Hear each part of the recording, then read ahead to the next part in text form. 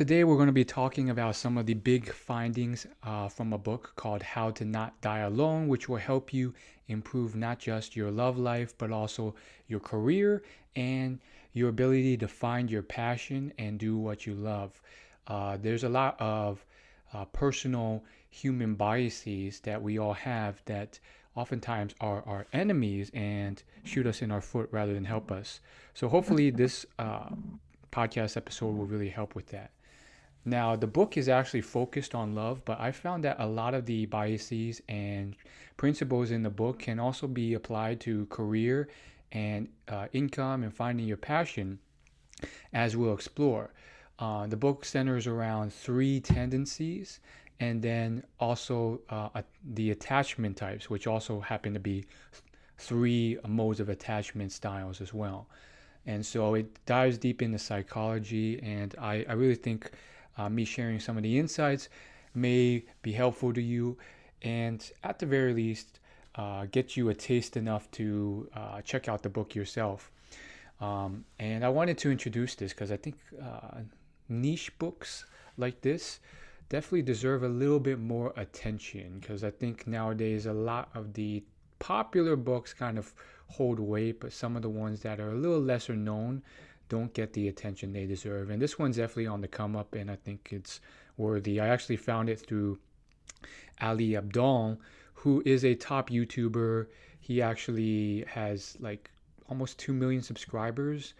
And so like he has a ton of people following him, but he's at a point where he can just talk about anything and he gets views. So he did a little video on this book, and that's how I discovered the book. Now, I think the difference between a podcast and his video is that there's a very short attention span on YouTube. So I really don't think the video did the book justice as much as a long, in-depth podcast, which just has a lot more time to explore what the book has to offer. Now, case in point, I think he did a fantastic job with his book and his video, but it really just covers some of the key principles. Some of them I've already alluded to, like the attachment styles and the tendencies of dating. Whereas I think when you actually go through the book, it's actually a lot more spicy and interesting and less dry than you think. So the way he covers it, it's interesting, but it's definitely very documentary style in his video. But then when I started reading the book, it was like, oh wow, the author was all sorts of interesting. She apparently studied psychology in Harvard, did a ton of sex and psychology research, and published a paper on porn. And then she went on to run Google Ads accounts for clients working for Google as her first job. And she chose, or I don't know, she may have happened to run into these, I think a bit of both, but she chose to work with some of the top porn accounts like Bang Bros and all these others. And she also did scientific research on Harvard undergraduate porn watching behaviors and found out they watched a lot of porn. So very unique background. And I don't know if that's why Ali didn't mention it, or it just wasn't as vital, or he wanted to keep it G-rated. But it's interesting. I feel like there's plenty of women who just get into these very niche scientific topics because that's what they really enjoy. She's definitely not the first sex psychologist I've discovered that was just really into something very niche. And it's not just sex, but there's other cool hobbies about history or life that I found some people just really like, and they do a lot of scientific research on. I was actually reading this quick book provided by Audible as one of those free Audible originals during Halloween about werewolves and wolves and the history of werewolves and wolves. And the author of that was a female researcher who just really, really liked wolves and werewolves, and turns out there's a lot of very vicious, uh, bizarre, and diverse uh, interpretations of werewolf mythology over the years. Some of it related to some very vicious stuff like rape, and other times more related to just mystical stuff like you know uh, the seasons and mythology and what the wolf represents in human life. So I don't know, just that was a side tangent, but very fascinating stuff. Anyhow, so she has this incredible background, and then she goes on to become the after publishing the writing the manuscript, not publishing it, writing the manuscript, she signed on to be the director of uh, relationship science at Hinge, one of the top dating apps. So clearly seems to be a very successful person. And throughout the book, she references how she's a matchmaker and dating coach as well by profession. So I don't know, maybe she makes a lot of money too. It seems like she's all round successful. Like she has the scientific credibility and all this other stuff. So good for her. Not all of us can be like that, but that's okay. Um, let's get into the actual points of the book that are fascinating. So I guess it starts with um, the three tendencies. It starts and ends with those, although she goes into a lot more interesting concepts as well. Now, with these tendencies, I first likened them to Gretchen Rubin's book, The Four Tendencies. It may have just been a lucky coincidence, or maybe it was modeled after that, since Gretchen Rubin is fairly famous in her world as well. Gretchen wrote a book called The Happiness Project, where she just experimented with all these different happiness uh, tips and documented it on her blog, which turned to a book. And then, from what I can tell, she grew a very large following and made a lot of money from it, and then published other books. Once again, good for her.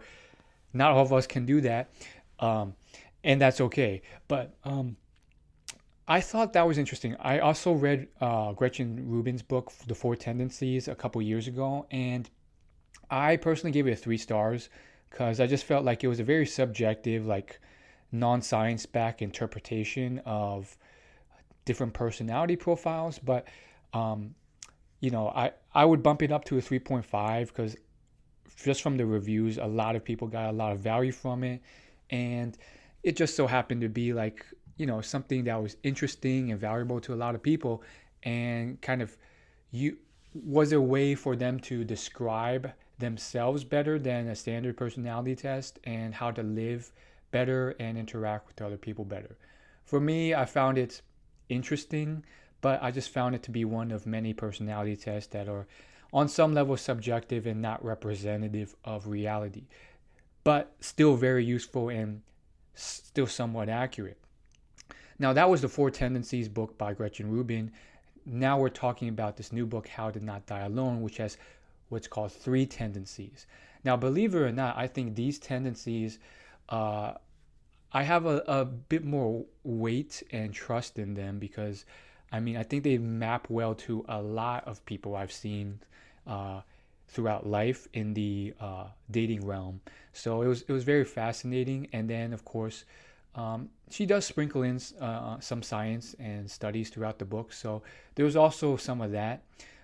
But it just seemed very relevant because not only do I have experience from friends, family, acquaintances with people who follow into a lot of these, um, it was also very unique and niche around that dating realm rather than just broad, like, okay, these are four tendencies about general living. It was like, for your love life, this is how they are. And then finally, she had case studies from clients that she coached for each of the tendencies. So I just found it a bit more refreshing and accurate. So you'll see when I read out these tendencies, and I think they're very valuable. And here's where I would like to add on and provide some extra value to my listeners here, because while the book focuses almost solely on dating, I think while I read this, I thought these tendencies really map well to anyone young or middle age who is trying to find their passion and find a good career, a good company to work at, because um, each of these three tendencies are self-sabotaging, and I think they apply very well to career, just like dating. So without further ado, you're probably salivating, what are these tendencies? First one uh, is the one where you're basically a maximizer. And a maximizer, as the name implies, is someone who basically is always looking to maximize their final match, their final mate.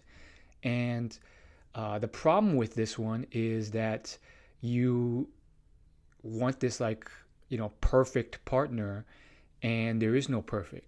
So you're always like exploring options, and you're failing through analysis paralysis because you want to be absolutely sure you made the best perfect choice. And so you're the type of guy who or girl who is like spending an hour trying to choose the best movie to watch on Netflix rather than watching the movie. You're that type of person. And then there's the romanticizer, the second tendency, which is basically trying to find the perfect soulmate. Um, and they have this. Their focus is on a relationship. They think like there's a perfect Prince Charming or like perfect bride out there who's like absolutely perfect, and that exists out there. And then the last one is the hesitator, and they just feel like they themselves are not perfect enough or not ready enough to date, so they won't start until they have everything lined up all their ducks in a row. So they have to have the perfect job, enough income, they have to be in enough shape and all this stuff before they can even start to date, and thus they delay dating for sometimes years or decades. So she really dives into each of these three, and I found that while all of them require some detail to really explain, she summarizes them all in one sentence that really stuck with me, which is they all have unrealistic expectations of some sort. So I found that very fascinating, because I actually did a email to my email newsletter on the topic of expectations. I think a month or two ago. I think it was about a month ago from me filming right now, and it was an exclusive email to my newsletter, and it was essentially on not this book or anything, but before I even read or knew about this book, I was just discussing how expectations play a role in your success in life. Let me explain. Think of the person who just has the too much expectations, or not enough, or just the right amount. They have different problems to deal with.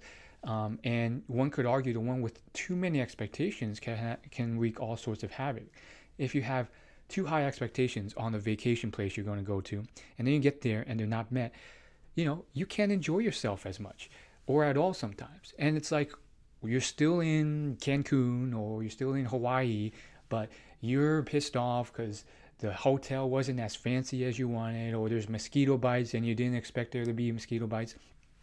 And you're wreaking havoc on your happiness when you can still be enjoying something that's still better than probably back home. Similarly, expectations can play a part in almost every area of your life: career, passion, job, income, love life, happiness, basically everything. Even health, like you can expect, oh, I'm going to do this workout and then I'll be jacked in like 3 months. Turns out, well, that was an unrealistic expectation, and building that level of muscle takes years, sometimes decades. And now you're so discouraged or you're pissed off that you give up or you stop trying. So the actions that come out of those expectations not getting met, are not only very negative, sometimes unnecessary emotions, but actions that lead to giving up, resentment, or just really not propelling you forward to success. And so, in a similar way, I think this was very helpful. And I'm going to briefly map these on the career, but I want to then explain each of these tendencies in detail and then go into detail about how you can map them into career. But, like, on a brief level for now, as you can probably guess, actually, I'm going to let you guess. I'm going to pause for like 5-10 seconds and then go ahead and pause this episode and then think to yourself what the answer would be. How does this map to someone who's trying to find the best career, find a dream job? And then I'll give you my answer.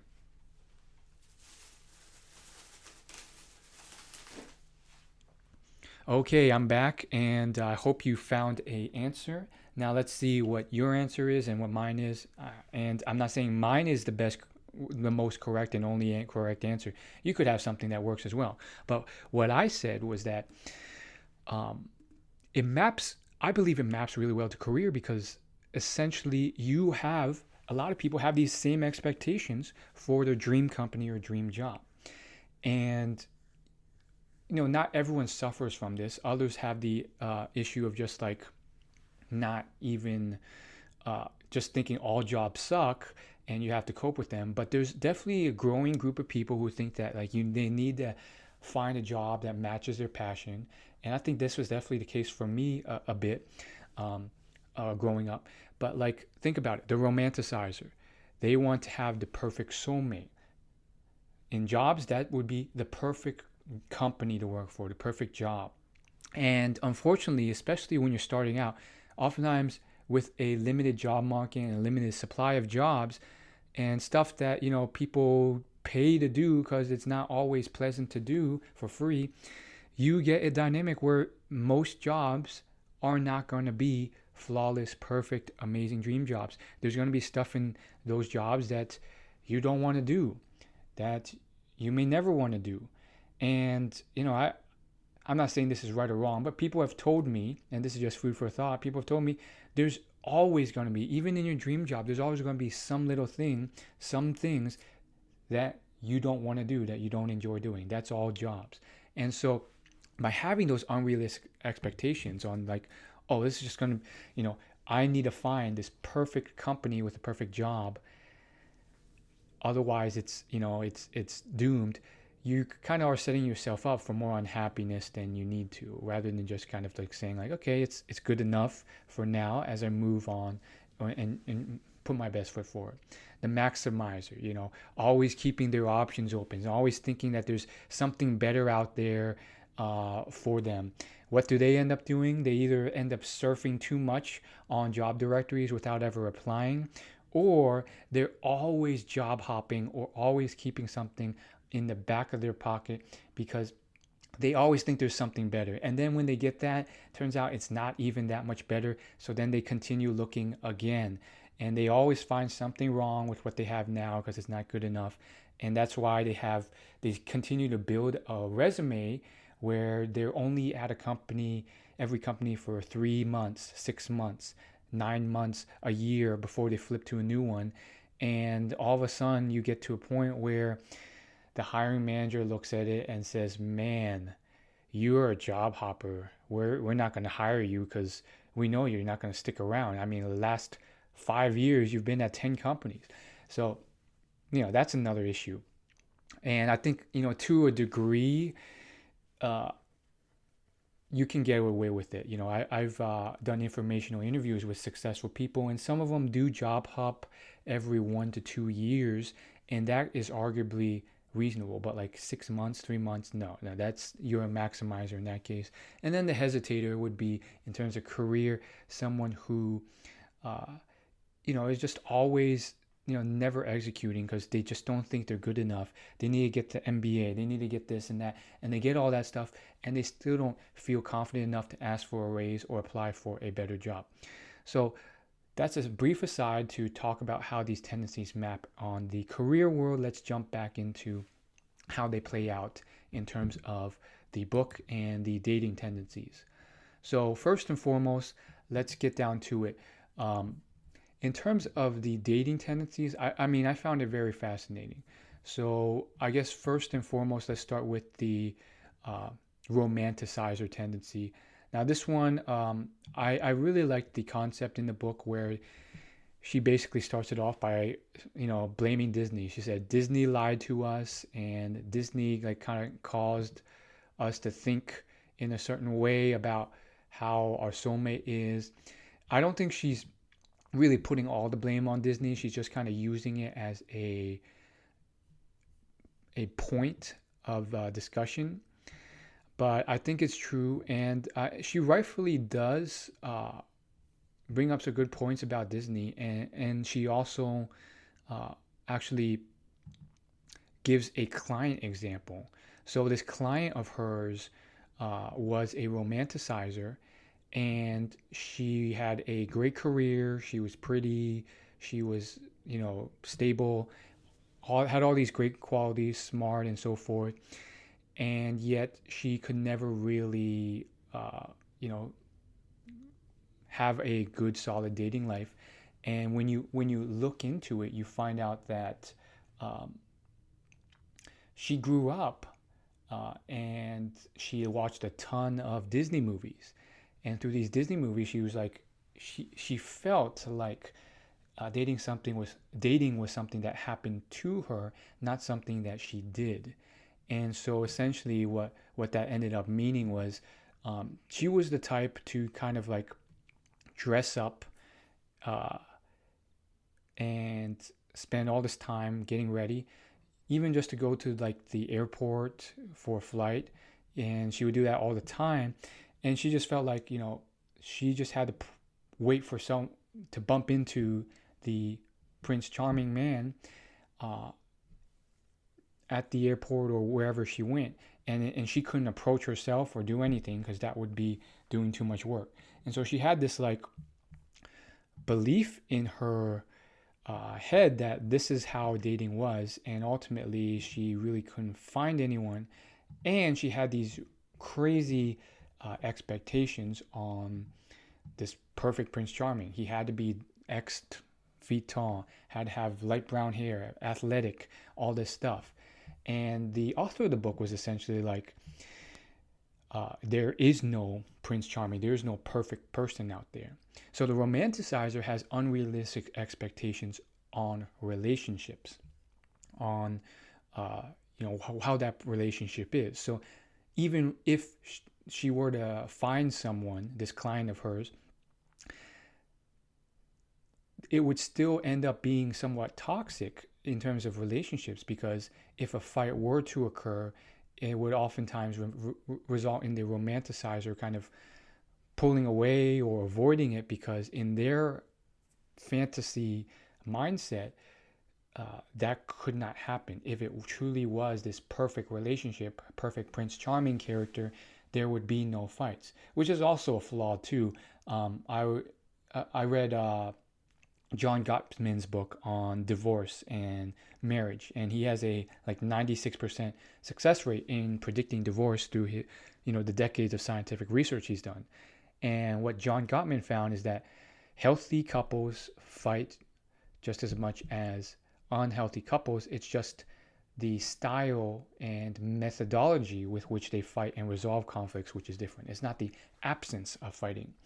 So, essentially, the romanticizer was just very interesting to me. And I just found like the whole Disney thing to be interesting. But, there could be many factors that kind of contribute to why you have this Prince Charming ideal. The book references romantic comedies as another one, social media as potentially the most dangerous one, because at least with an animated movie, it's fake. But with social media, there's tons of people masquerading as having a perfect life when they're really just posting their best moments, and there's a lot of turmoil behind the scenes. So this section of the book really concludes with one key concept, which is that even Prince Charming has morning breath, which is meant to say that, it's a fallacy to think that, all of the hard work goes into finding your perfect person, and then once that's happened, it's finished, you live happily ever after. But in reality, it's also a lot of work to maintain a good relationship, and that way you won't be caught off guard when an inevitable rough patch happens. So I found that to be a good point, but I also found it insightful that really it's not just about finding that person and maintaining it, but also resetting your expectations on what you need to do to find a person. There's a few case studies in this section, and a lot of the client case studies were basically clients who felt like they couldn't take action, that dating had to happen to them, and that that person needed to fit this perfect mold. So because of those rigid criteria, they really didn't take dating into their own hands. I mean, if you're just waiting for someone to approach you at all times and for you to just run into the right person at the airport and just, putting all this time in to dress up and all this stuff so that you might off chance bump into the right person, then you're really setting yourself up for failure, in the sense that you're really reducing your chances of success by not like actively going out and being more open to showing your interest and creating something and going to places where you might meet that person more often, rather than just hoping for this fantasy organic meeting.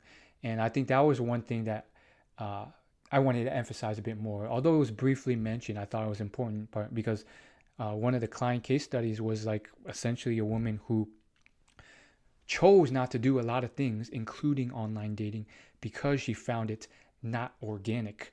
She felt it wasn't organic enough in her fantasy or mind of how it should work in that romanticizer Disney mindset. She felt like she had to randomly bump into that person in a grocery store.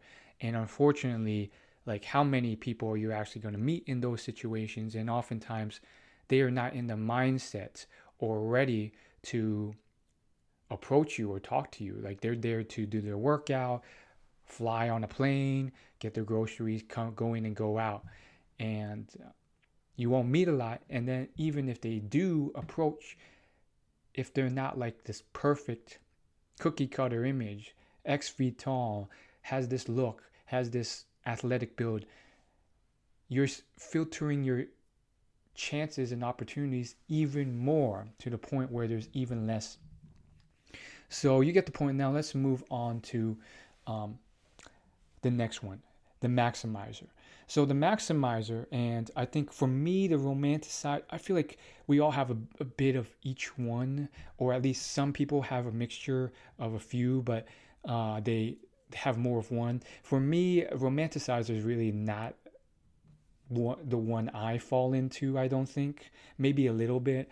But yeah, I'm definitely not like not taking action or like feeling like it has to be some perfect thing off the get-go.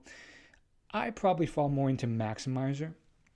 And you could see this play out throughout like how I shop, how I do things. But a lot of people, that's how it goes. So the maximizer has unrealistic expectations of their partner or future partner. Now you can apply that to a lot of things. You could be, so here's some examples. Are you the type who spends 30 minutes before deciding on a TV show to watch on Netflix, or 2 hours reading reviews before you buy a product, or always dissatisfied with a certain match on a dating app, and then you always feel there could be something better, or you have a relationship and then it doesn't last because you feel like there's something that might be 5% or 10% better out there and you don't want to settle. That's the maximizer. And the author says, you can be a maximizer in one domain but not another. Or you can be one tendency in one domain and not another. For me, I feel like in certain areas over time, I've definitely toned it down, because I just realized like the value was not there. So in terms of like choosing a movie or TV show and choosing a product, I definitely used to spend a lot more time doing reviews and stuff, because I felt like it did matter. And to extent, it still does. But nowadays, I might spend, like, for example, I bought a 256 gigabyte external USB drive, and I was like shopping brands and prices to find one that was affordable, and like looking at reviews and stuff like that, and trying to find the cheapest uh, per storage space. I probably in the past would have spent like 30 minutes to an hour, 2 hours to do that research because I wanted to find the best one that was most reliable at the cheapest cost per gigabyte. Now, I did like 15, 20 minutes, and then like you hit a point of diminishing returns where like what you're gonna save a couple dollars, maybe $3, $4. It's just not worth it. Same thing with like an Instant Pot I just bought. It was the cheapest one out there. It cost $60, and it was the 8 quart rather than the 4 quart. And I was like, man, I would have wanted a 4 quart because I don't really cook in bulk like that, but that was the cheapest one. So, I could have waited a bit, but long story short, who cares? You get a bit more cooking space, and that was the cheapest one that they offered online. So I'll take it. And so I think the same thing goes with maximizers for dating. The big thing around here is don't let perfect be the enemy of great. A lot of maximizers just end up not ever settling down because they're scared of it not being perfect. There's like two phrases I want to highlight that the book highlights: perfection and then settling. So that was oftentimes brought up, especially in the case studies she had with clients that she mentioned in the book. But a lot of the clients mentioned this word of, I don't want to settle. This phrase of, yeah, but that would be settling. I don't want to settle. And the author argues that you're not settling. And I think she applied this also to the romanticizer a bit too. It's like you're not settling for someone who's much worse, that's not your Prince Charming. You're actually realizing that your initial mindset is just not not right. It never existed. There was no Prince Charming. There was no perfect. And so I think, yeah, there's a bit of the maximizer that bleeds into the romanticizer and vice versa. But they both seem to have this like picture of like, oh, like, there could be something better out there. And the reality, though, is different from their expectations, which is that there is a good enough that's great, and you're not settling by choosing that. In fact, you're getting a lot more value. You're embracing the reality of the situation and all that comes with that through realizing that it does not need to be perfect.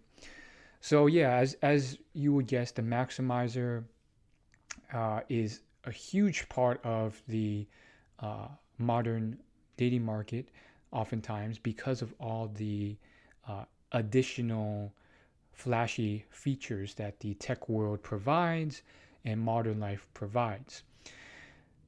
Case in point, now through dating apps, we have dozens of options. Some of us have hundreds of options to choose from. And, in the past, you would have had a handful because it was just like the local people that you would meet in real life in your area. The guy on the block, the guy in your running club. And because of that, it invokes what scientist Barry Schwartz in his book, The Paradox of Choice, calls the paradox of choice, where essentially science has shown that people with more options usually, on average, feel a lot less happy about their choice than those with less options or no option to take or no ability to change their decision after they've made their decision. Science has shown those people who have more options and those who have the added feature and ability to change their decision after they've made it, they consistently are less happy. And that's largely because they're always wondering if they made the best decision. The book makes a great point about how this is ineffective through a client of the authors who essentially just kept deliberating and whining and dwelling on not getting the best coffee maker, even though she had done all these hours of research before. She had these high expectations for the coffee maker she chose, but when she got it, she found that it wasn't as smooth, and some things were not as detachable and movable as she thought. And she let that cause unhappiness, and she dwelled on it, which is kind of ironic because, like, after a certain threshold, do you really need the world's best coffee maker? Or do you just want to be happy with your choice and just be generally happy? And usually the answer is the latter. And in that case, you got to let it go and just realize you're hitting a point of diminishing returns. Like if that coffee maker or that mate that you choose is 5% worse or better, it really doesn't make as much of a difference as the anguish and unhappiness and the lack of movement that you're causing on yourself.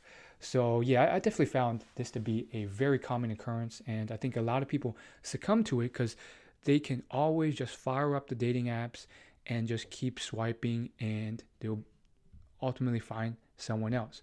And that may not always be a good thing.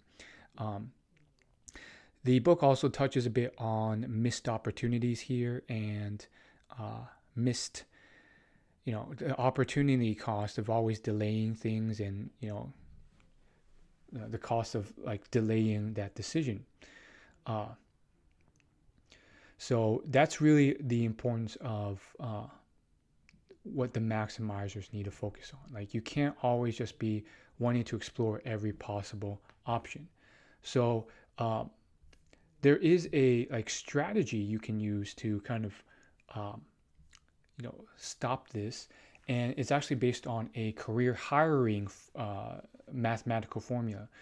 So the formula goes like, basically the mathematical way to most efficiently find the best candidate to hire, some mathematician determined. And essentially, you interview 37% of all of the potential candidates, and at that point you choose the best of those first 37%. And then through that, you use that best candidate as a baseline. The first person you find that is better than your baseline candidate, that's the one you hire. So that's the formula, and the author suggests applying it to dating as well. So essentially, instead of 37% of candidates, you map out the start of your dating life to when you likely want to have kids. That's your dating lifespan, and you want to map 37% of the journey into that. That's when you should have experienced enough dates for you to have a good enough sample size to really know what the baseline benchmark is that you want to beat. And then after that time in your life, 37% of that, the next best candidate that you find could be a great candidate for long-term relationship material. I liked how the book included at this point that she's not rushing anyone. She's not saying that it's over or you have to rush things based off this formula. She's simply saying that this is a appropriate timeline to ultimately find out when you should have a benchmark, and then when you can have enough of a data set to start to look for something more long term. The book definitely did focus a lot more in general on kind of long term relationships as a goal rather than short term, and also kind of focused more on, there's a little bit of a millennial vibe to it, but I think a lot of the stuff could apply to any age group. And I think the reason it focused on long term, which it makes sense, is because essentially a lot of the like timeline and goals and stuff is kind of focused on just generally like the mistakes made by focusing on short term when that doesn't lead to the ultimate goal of long term success. Now, I think some of it just would fall apart or be irrelevant, like the whole tendencies framework, if someone was like focused on short term dating, but not completely. I think a lot of these are just focused on like finding someone where you can hang around, have a good relationship rather than a quick one night stand type of thing and never see them again. So just keep that in mind while you're going through this. Those are the aims of the book. And then the last tendency are the hesitators. These are the people who are constantly delaying even starting because they don't feel 100% ready yet. So there's this one person that was a client of the author who was profiled in this section. And basically, the first moment they sat down to have a coaching session, he went to get coffee in this like cafe, and she was looking at him, and she was like, I wonder what his problems are. He seems to be handsome, tall, successful. He's mentioned casually in the past that he hasn't had much problems with dating, so I wonder what the issue is. Is he like too attached? Is he too much of a maximizer? What is the issue? And then you find out what this guy is actually like, and this guy basically tells her, I am a successful lawyer. I have been a successful lawyer for 10 years. I have good friends. I have all these hobbies. I played the electric guitar. I have all this money saved up. But I have never had a girlfriend. And you look into it, and basically the author unpacks and realizes that this guy, he believes that he should not start dating until he has everything lined up perfectly. He says, he still needs to save up more money so he can actually supply this woman, this wife, with, resources to raise a family. He felt like he needed an even better job. He needed a house. He needed all this stuff before he can even start dating. And the author, after looking into it, felt like, no, this guy had everything that he already had everything he needed. But in his head, he had these extreme, unrealistic expectations on himself that they're not ready. Now, the author basically breaks down some of the issues with this tendency. The first is you lose out on a lot of experience and practice. And she gives the standard gym analogy of you need to get your reps in. If you're not dating people, you aren't really testing and tasting and trying out and seeing what you do like and what you actually don't like in a partner. Rather than just staying in theory land, it's important to actually experience it. Same thing goes with, any like career too. You might think you like a job at Google with all the fancy perks, but then when you actually try it out, you realize, man, this is way too corporate and cookie cutter for me.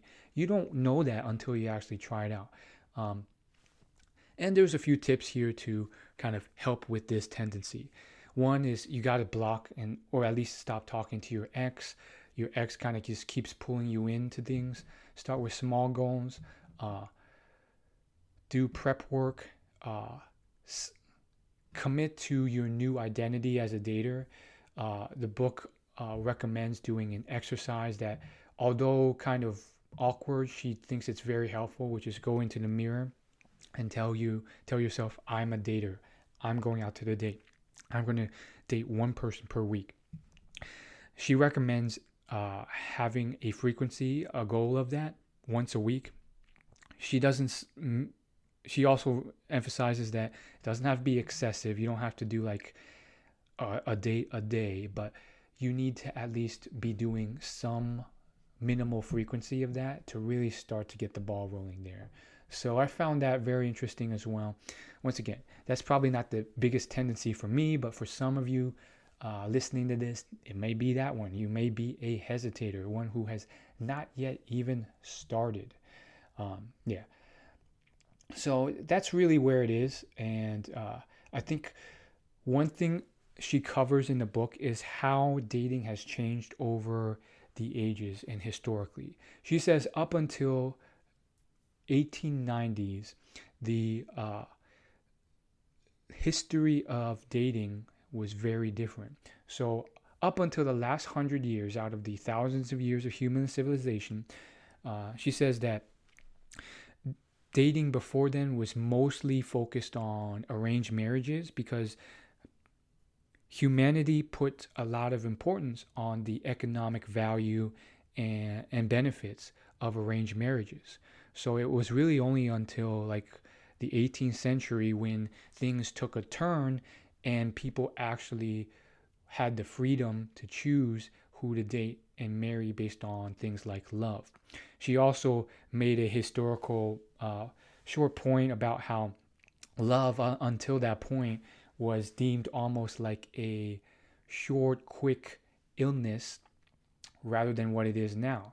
And back in those times, in that culture, um, love was more of like a quick fling type of thing where it might lead you to irrational passion for a short summer with someone.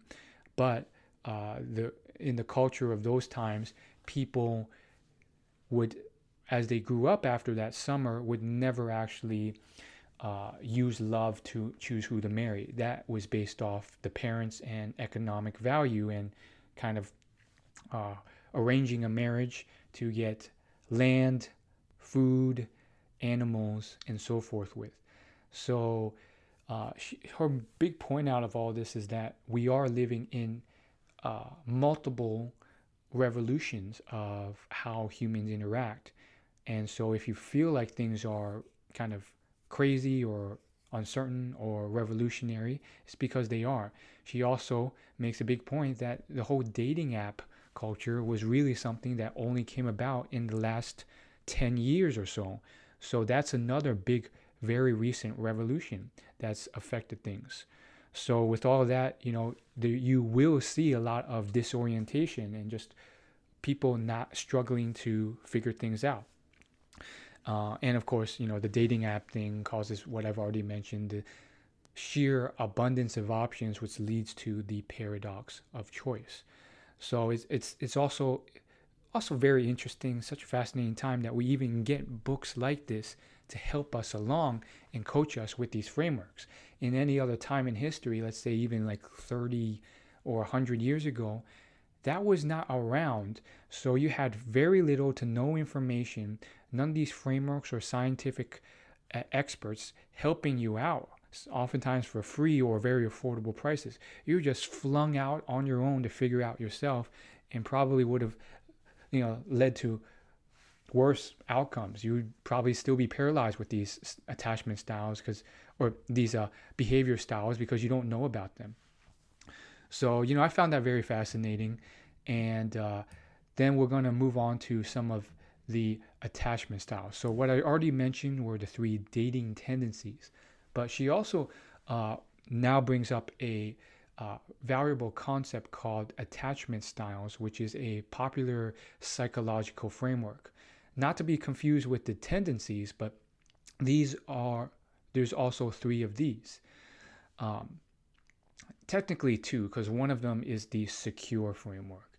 Notice how in the tendencies I mentioned 3, but none of them were secure. So there's technically 4 tendencies as well. But yeah, with these 3 attachment styles, there's the avoidant, anxious style. There is the secure attachment style. And then there is the anxious attachment style. So let me break these down. Now, the secure one is what you would expect. This is the healthy one. They get into relationships with other secure people. They stay in them. They feel secure in themselves. They spend a reasonable amount of time with others, and so on and so forth. Pretty self-explanatory. Also, keep in mind that all these attachment styles were based on these 3 distinct attachment behaviors that scientists found studying children when their parents leave a room. So then there's the avoidant attachment style. This is the baby who just acts like there's no problem when the mother leaves. Even when the mother comes back, he plays it off like, there was no issue and he doesn't need her mother there. But through the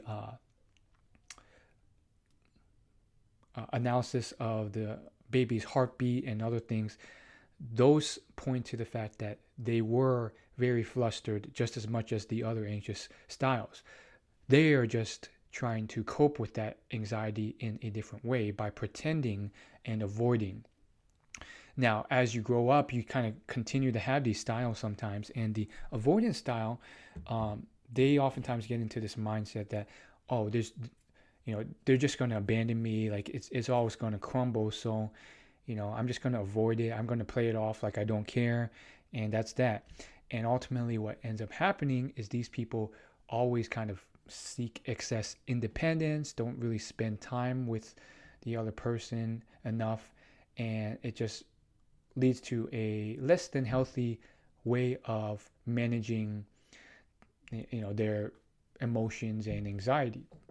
Now, the anxious type has a kind of opposite effect where they just get more and more anxious and needy and bombard the other person and try and spend as much time as possible out of fear of losing that person. So this is the baby who cried and cried when the mother left. And as you grow up, this style can lead to a lot of insecurity, neediness, and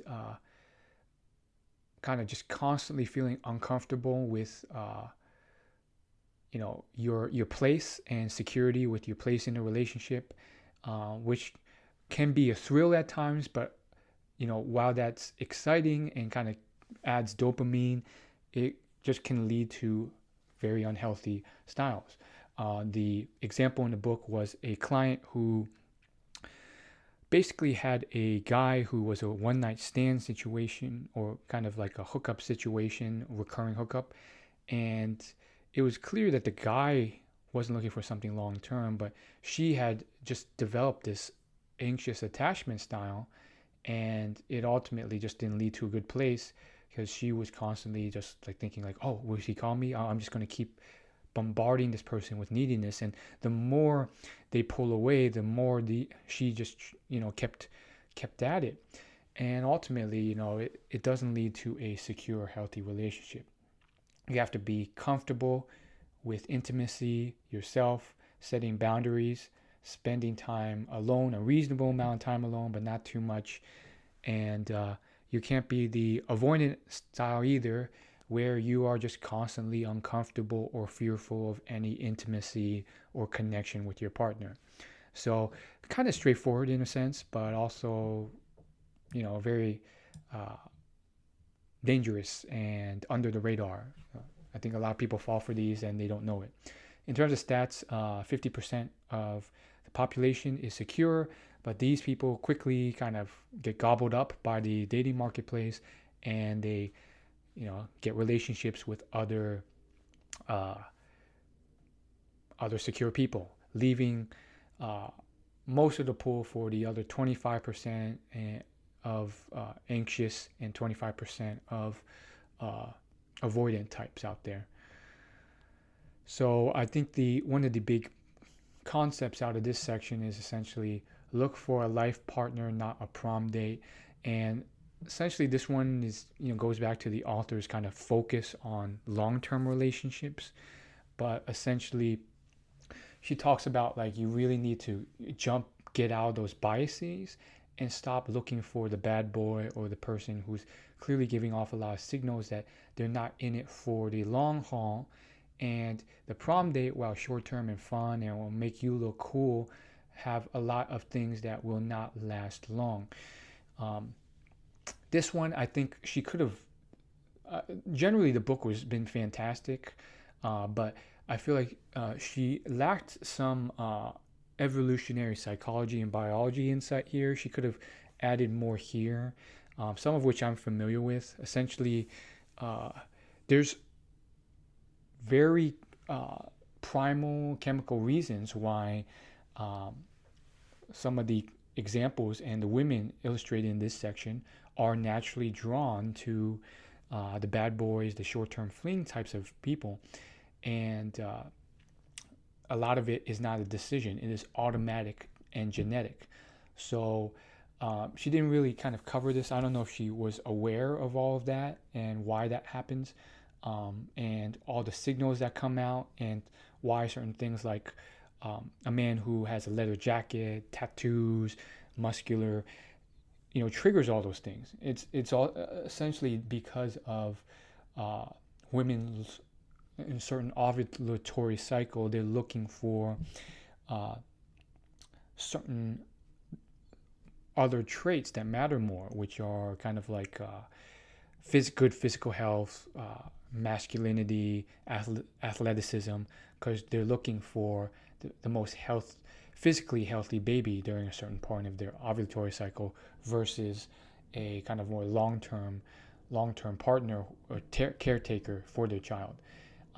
But I thought bringing that up could have added more context, but I think the end goal is the same, which is you have to realize your biases, your tendencies are not the most optimal for your goals. So then you have to engage your conscious brain and start to look for less superficial things. Then the book covers some of the uh, superficial qualities and why some of these are just really not uh, as important as you think for long-term success.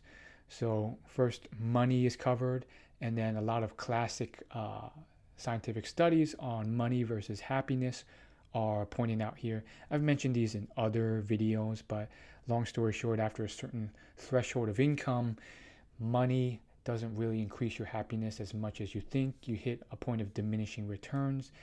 For looks, she covers like the pros and cons and how, yeah, looks make you earn more, seen as more persuasive, more trustworthy, and healthier, and all this stuff.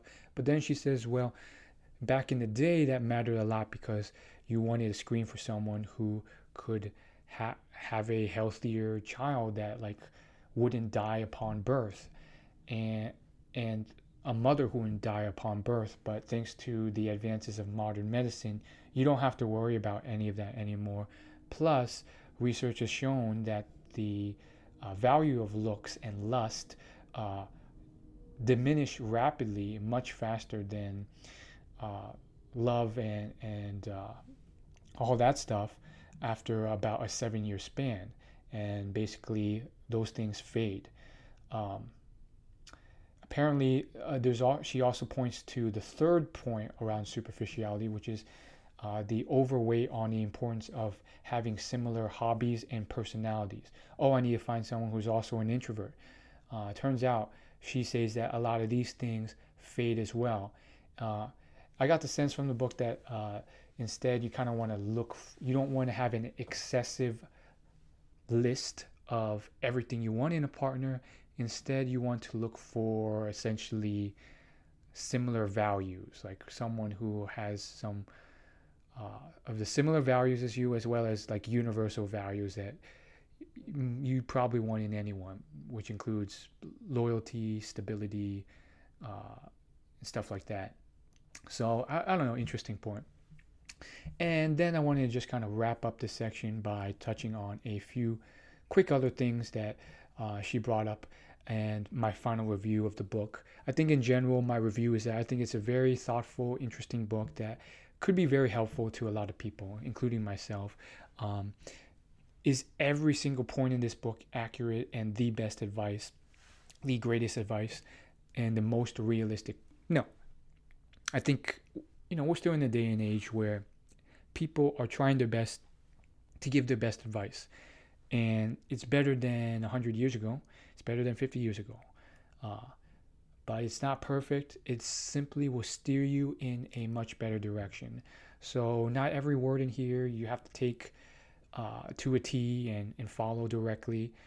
Maybe there's some small inaccuracies or nuances or little bits of bad advice, but I think in general, some of the advice in here is just, a little bit better than what you find, maybe a lot better than what you find from, some random stranger giving you advice. And, some tiny bits, I feel like they're good in general in terms of guidelines that I'll probably follow, but some things you just got to use your own gut on. For example, sometimes I feel like to a degree maximizing uh, is helpful. Uh, Not to an excess, but some level of it is useful. And kind of contrary to the book, there are times where I almost committed, and looking back, I would have regretted it if I did. So, there are some things where, you can make your own choices, but I think generally the book is something that I'll learn a lot from and I take action on. And I think it's great. Like, you shouldn't be over maximizing. So, here's some final tips from the book. You think you know what you want, but you're wrong. So, once again, I think some of the principles go on to about how what you think is going to be so important is not. I think one example shown is a study that interviewed college students, some of which lived in the Midwest, some of which who lived in California. And both groups guessed that the California students were generally happier, mostly because of the climate difference. But it turns out that the actual empirical data was that they both had equal levels of happiness. And it goes back to the principle. You think you know what matters, but you're wrong. In reality, there's a lot of other aggregate factors. Your income, your access to resources, your personal family turmoil, all those things are other factors that aren't necessarily factored in that play a role. Another tip: meet people in real life. So I think this one kind of focuses on, like, yeah, dating apps are great, but it's also important to connect and meet people organically. I find this to be a point I slightly disagree with and kind of controversial, or opposite of what was said earlier about, like, um, her client only meeting in real life and then avoiding dating apps, which severely limited her choices. I think the real point that's being made is to improve and open yourself up to multiple avenues of getting out there. Don't just stay on the digital spectrum completely. Take off your headphones. Actually interact with the world. Go to an event. Don't stay home all the time. Another tip: this is a date, not a job interview. This is where it does, and I agree it does. It's not the same thing as career. So you can't just be screening people like it's some type of emotionless job interview. Even job interviews are emotional and rapport building. So, it's important to get in the right state of mind. Engage, have a fun conversation. Don't just be trying to, throw things out in the checklist and see if uh, they match up. The next tip is F the spark. So, she makes the bold point that everyone's looking for a little spark, and if there's no quote unquote chemistry, then it's not a success. She argues that the spark isn't always a good thing, and that chemistry may just be anxiety. And just because there's a spark doesn't mean it's right, and it's the right type of thing that will lead to a long-term relationship. So it's interesting how she's saying it. She's saying someone may not be Prince Charming, but may be a great long-term partner. And this is something I think that'll be a hard pill for a lot of people to swallow. A lot of people, I think I've definitely talked to a lot of women who they're looking for that, like, intangible spark, and it's biological to an extent. They're looking really for traits of mental health, agility, and signs of good biological behavior through like how funny they are, how assertive or snarky, or how willing they are to break rapport or disagree with you, those type of things. So even the spark can be quantified. And I think the point the author is making is that, well, it's not necessarily a good thing, because a lot of bad boys have that spark quality, but they don't have the traits necessary for committing a long-term partner. And so I would say yes and no. Really, I think it's really about like, you don't need a spark, but if you have the spark, also look for that long-term partner. Uh, another tip is go on the second date. She says a lot of people just tend to avoid that, or let their negativity bias just uh, let let them judge people and cross them off their list before they really give people a chance. Uh, and maybe like one shot is not enough. Maybe they're having an off day. Um, Another tip is decide, don't slide. So essentially, this is about like, you know, don't just keep uh, swiping and trying to choose different options and paths. Uh, Take a moment to pause, breathe, and then make a decision. You can let it happen naturally, which could take a very gradual long-term process, and or you can make a decision like, hey, let's move on to another stage in this relationship. Stop hitching and stop ditching. When people are deciding whether they should end it, uh, they either ditch it uh, too quickly, or they stay for too long. So, just figure out which one you are and stop doing that. In terms of breakup plan, don't get attached. Don't stay in contact with your ex. Deliver the news nicely. Be accountable to yourself and others, and give the other space. Another tip, and we're almost done here. We got 3 more tips. Refrain your breakup as a gain, not a loss. So if you have to break up, it doesn't mean the world is over. It doesn't mean that everything has just wreaked havoc on your entire life. You're probably going to bounce back better than you think. There's other fish in the sea. Journaling helps, and uh, you'll find someone else that may even be um, someone that matches you better. Uh, Before you marry, uh, realize this, that love is a drug that intoxicates. Uh, so there's a tendency to think other people see the things the same way we do, and when love and the false consensus effect combined in relationships, couples often fail to discuss important aspects of their future before they decide to get married. They assume they want the same things without ever confirming that. And I think that's very important personally, because John Gottman, as I mentioned earlier, he uh, is a marriage expert, and there's a few things he mentions as core breakers of marriage.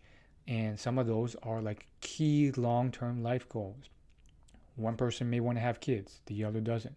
You have to confirm those things early, because when they inevitably come up, they're such critical life goals that if you want to swerve while the other person doesn't, it can lead to some issues. Finally, intentional love. Over the last 40 years, fewer and fewer of us are finding long-term relationship happiness. The good news is that great relationships are created, not discovered. You can build a relationship of your dreams. You design your life. You hold yourself accountable.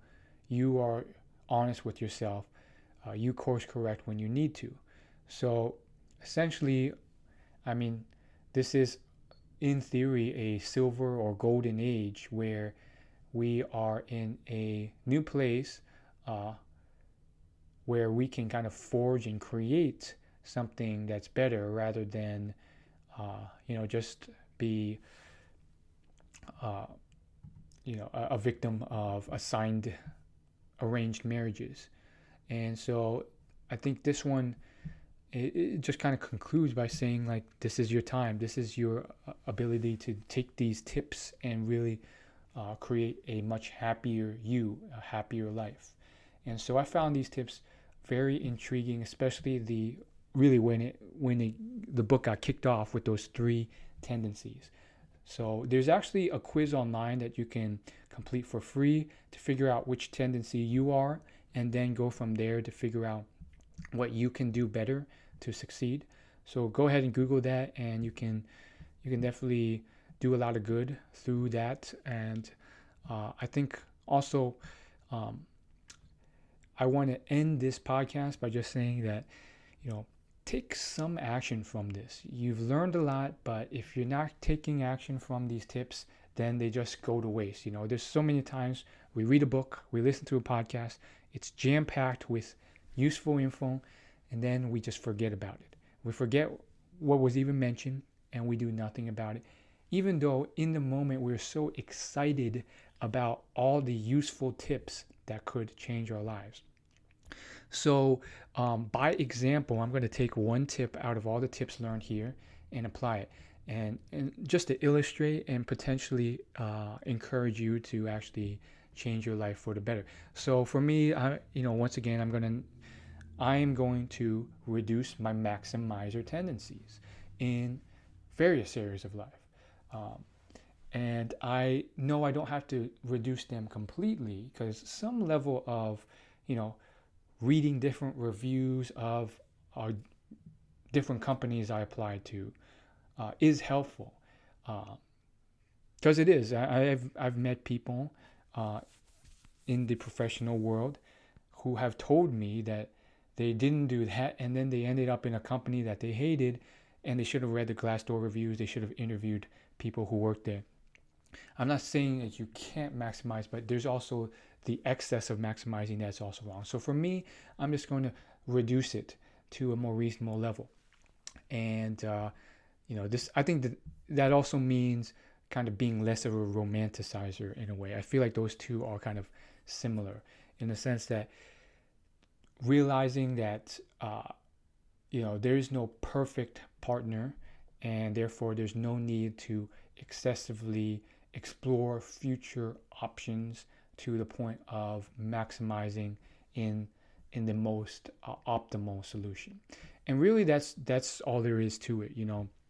I'm going to leave you with a funny kind of quote that was quoted in the middle of the book, which was on the looks portion of the book, and how looks are not necessarily as important as you think. And yeah, that's definitely a hard pill for some people to swallow. Some people will still be able to, get it all. But not all of us can do that. And the quote is essentially that, and this is something that people have already mentioned many times, but it's fun to bring up again. For every hot woman out there, there is a guy who is sick of sleeping with her. It's a bit crude, but still kind of insightful. It's like, lust and all that stuff fades, looks fades. What will last? What will you really care about in the long run?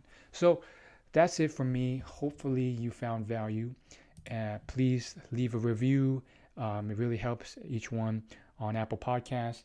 Thanks for following along. You can check me out and more of my journey, blog posts, and advice at willyoulaugh.com. Thanks for watching. See you later.